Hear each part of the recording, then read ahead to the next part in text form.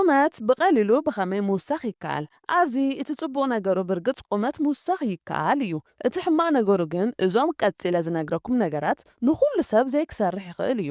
ቁመት ብዋናነት ኣብ ዘር እዩ ዝምርኮስ እዚ ድማ ከባቢ 60 ክሳብ 80 ሚእታዊ እውን ይሕግዝ ብፍላይ ድማ ዕድመና ካብ 25 ንላዕሊ እንተኾይና ካብ ዝወፃኢ ድማ ሓደ ከባቢያዊ ነገራት ከም ኣካላዊ ምንቅስቓስን ኣመጋግባን ነቲ ዝተረፈ ሚእታዊ ይሽፍኑ ይኹን እምበር ዕድመኹም ልዕሊ 25 ዓመት እንተኾይንኩም ክትነውሑ እንተደሊኹም እውን ነዛ ቪድዮ ምርኣይ ቀጽሉላ ምክንያቱ ሓደ ክትገብርዎም ትኽእሉ ኣብ ዝኾነ ክሊ ዕድመ ምምሕያሽ ዘምጽኡ ነገራት ኣለዉ እዮም ንምንታይ እዮም ግን ሓደ ሰባት ነዋሕቲ ሓደ ሰባት ድማ ሓጸርቲ ዝኾኑ ኣብዚ ዘርኢ ኣብ ቁመት ሓዊሱ ኣብ ኩሉ ነገር ብቐዳምነት ዝጽራሕ ተጽዕኖ ዘለዎ ነገር እዩ ብርግጽ ዘርእኻ ምቕያር ኣይከኣልን ይኹን እምበር ሆርሞናትና ናይ ኣነባብራ ቅድናን ኣመጋግባናን ግን ክነመሓይሽ ንኽእል ኢና እቶም ዋና ኣብ ምዕባለን ዕቤትን ሰውነትና ዝለዓለ ግደ ዝጻወቱ ታይሮይድ ኤስትሮጅን ግሮዝ ሆርሞን ወይ ድማ ናይ ዕቤት ሆርሞን ሆም እውን ኢንሱሊን ላይት ፋክተር እዮም ኣብ ኣመጋግባና ድማ ንጥዑይን ዝኾነ ምዕባለ ሰውነትናን ጽገና ትሽታትንን ኣድላይ እዩ ስለዚ መጀመርታ ሓጸርቲ ሰባት ንምንታይ እዮም ሓጸርቲ ኮይኖም ንረ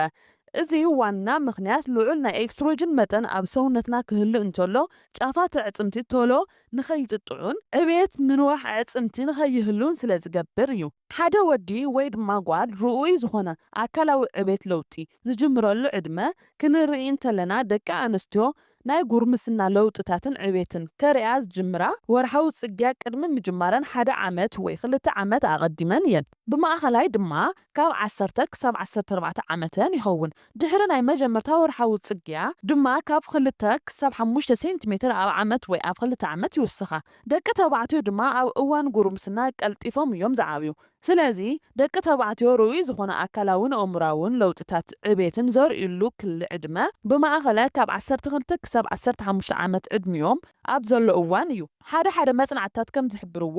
እውን መብዛሕትኦም ደቂ ተባዕትዮ ድሕሪ 18 ዓመት ዕድሚኦም ዝተወሰነ ናይ ቁመት ምውሳኽን ከይዲ ከም ዘርእዩ የመልክት ስለዚ ቁመት ንምውሳኽ ኣብ እንደልየሉ እዋን እቶም ብቐዳምነት ክነሳኽዖም ዘለና ዓላማታት ትሑት ወይ ዝተመጣጠነ ናይ ኤክስትሮጅን መጠን ንኽህልወና ምግባር ልዑል ናይ HGH ወይ ድማ ናይ ዕቤት ሆርሞን መጠን ንኽህልወና ምግባር ምክንያቱ እዚ ሆርሞን ኣዕጽምትና ዕቤቶምን ምዕባለኦምን ንኽቕጽሉ ኣዝዮም ሓገዝቲ እዮም ካልእ ዝተመጣጠነ ናይ ታይሮይድ ሆርሞን ንኽህልወና ምግባር ታይሮይድ ኣካላትና ብዙሓት ሆርሞናት ናይ ምቁጽጻር ብፍላይ ድማ ግሮዝ ሆርሞን ወይ ድማ ዕቤት ሆርሞን ናይ IGF ንኽቕይር ዓብዪ ግደ እዩ ዝጫወት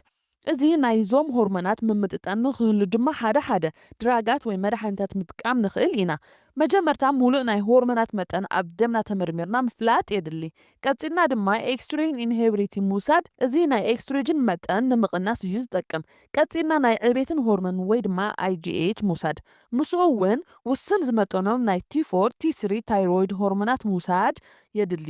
እዚ ግን ብበዓልኻ ዝውሰድ ዘይኮነስ ኣብ ናይ ውሽጢ ኣካላትና ሆርሞናትናን ሙሉእ ኣፍልጦ ዘለዎ በዓል ሞያ ዶክተር ስፔሻሊስት ክኾን እዩ ዝምከር እዚ ድሕሪ ምባና ናብቶም ብተፈጥራዊ መንገዲ ቁመት ንምውሳኽ ዝጠቕሙ ሜላታት ንምፃእ ሕዚ እውን ኣብዚ ክስመረሉ ዘለዎ ዘርእና ክንቅይሮ ኣይንኽእልን ኢና ይኹን እምበር ናይ ኣነባብራ ቅድናን ኣመጋግባናን ንዘረኣዊ ዓቕምታትናን ክውስኹ ወይ ክቕንሱ ምግባር ይከኣል እዩ እቲ ናይ መጀመርታ ክንገብሮ ዝግበአና ጽፉፍን ዓሚቑን ናይ ለይቲ ድቃስ ምድቃስ እዩ ጽቡቕ ናይ ለይቲ ድቃስ ምድቃስ መንፈስኻ ጥራሕ ዘይኮነስ ዘነቓቕሕ እቲ ዝበዝሐ ናይ ዕቤት ሆርሞን መጠን ዝምንጭወሉ ግዜ ኣብዚ እዩ መብዛሕትኡ ሰብ ብፍላይ ድማ ኣብ ክሊ ዕድመ 13 ክሳብ 19 ዘሎ ሰብ ብደንቢ ኣይድቅስን ካልእ ኣብዚ ክፍለጥ ዘለዎ ድማ ንጉሆ ካብ ምድቃስና ክንለዓል እንተለና ብኣላርም እንተይኮነስ ብበዓልና ክኸውን እዩ ዘለዎ ድቃስ ከም ኮርቲዞል ዝበሃል ኣብ እዋን ጭንቀት ዝምንጩ ሆርሞናት ንኽቐትሉ እዩ ዝገብር እዚ ድማ ንዕቤትን ጭዋዳን ዕጽምትን ኣዝዩ ጠቓሚ ነገር እዩ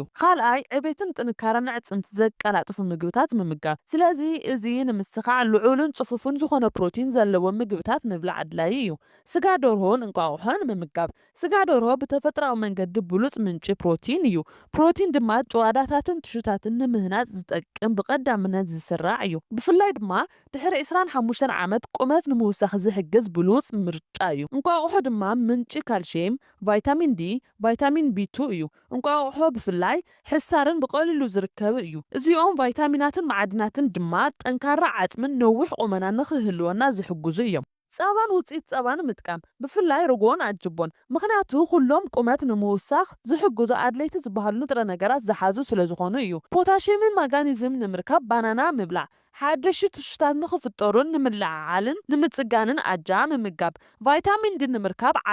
ዓሳ ብፍላይ ናይ ፕሮቲንን ቫይታሚን ዲ ምንጪ ካብ ምዃኑ መጠን ንዕቤትን ምዕባለን ኣዕጽምቲ ዓብዪ ግደ እዩ ዝጻወት ብኡ ኣቢሉ ድማ ቁመት ንምውሳኽ ይሕግዝ ሳልሳይ ጭንቀት ምቕናስ ጭንቀት ናይ ሰውነትና ናይ ዕቤት ከይዲ ከተኣጓጉል ይኽእል እዩ ምክንያቱ ናይ ኮርቲዝል መጠን ልዕል ክብልን ናይ ዕቤት ሆርሞን መጠኑ ንኸውርድን ዝገብር ስለ ዝኾነ ስለዚ ብዛዕባ ሓደ ነገር ትጭነቑ እንተሃሊኹም ዕረፍቲ ምውሳድን ናብ ተፈጥራዊ መንፈሳዊ ህይወት ቀሪብካ ምሕዳስን ኣድላይ እዩ ራብዓይ ካብ ድራግ ምርሓቕ ምትካኽ ኣልኮላዊ መስተ ምጥቃም ድራጋት ምውሳድ ኣዝዮም ናይ ዕቤት ከይዲ ዘተኣጓጉሉ ነገራት እዮም ካብዞም ናይ ኢነርጂ መስተታትን ካፊንን እውን ምርሓቕ ምክንያቱ እዚኦም ናይ ሆርሞናት ምዝባዕ ንኽህሉ ናይ ድቃስ ግዜና እውን ጽፉፍ ንከይኸውን ዘተዓናቆፉ ነገራት እዮም ሓምሻይ ኣካላዊ ምንቅስቓስ በኣግባቡ ምግባር ብምግቢ ቁመት ክነስተኻኽል እንተዘይኽኢልና ኣካላዊ ምንቅስቓስ ብምግባር ቀፂሉ ዝመጽእ ነገር እዩ ካብ መሬት ካብ 1.8 ሜትር ክሳብ 2 ሜትር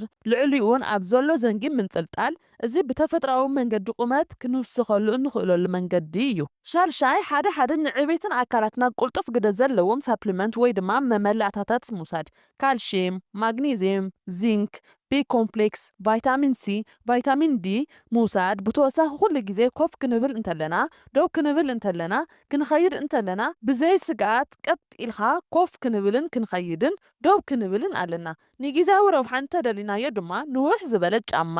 ምጥቃም ወይ ድማ ሶላት ምውሳኽ ይከኣል እዩ እምበኣር ከስና ዩቲዩብ ቻናል ተኸታተልተይ ብዛዕባ ቁመት ንምውሳኽ ዝሕግዙ 6 ነገራት ዝሰራሕዎም እዚ ይመስል እንተፈቲኹምዎ ላይክ ግበርዎ እዚ ቪድዮ እዚ ጠቕሞዩ ኢልኩም ተሓስብዎ ሰብ ተሃልዩ ድማ ሼር ግበርዎ ኣብዚ ቪድዮ እዚ ዘለኩም ሓሳብ ክፈልጥ ስለ ዝደሊ ሓሳብኩም ኣብ ኮሜንት ሴክሽን ጻሓፉለይ ነዚ ቻናል ሓደሽ ዝኾንኩም ድማ ሰብስክራይብ ብምግባር ቤተሰብ ይኹኑ